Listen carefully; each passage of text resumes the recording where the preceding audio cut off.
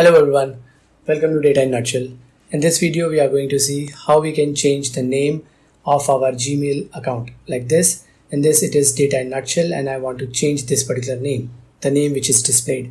So for this you have to go to this icon which is a gear icon, a settings icon, click on this, then click on see all settings, then you have to go to account and imports and then click on send email as and then click on edit info here.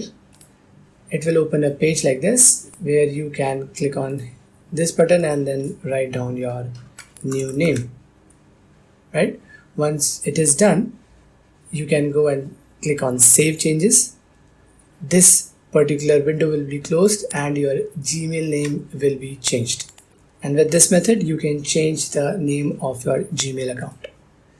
However, you cannot change the email ID, right? This will be the same, but yes, the text which is written here, as well as when you create and compose a new email, and if you write an email address, the name here will be changed with this.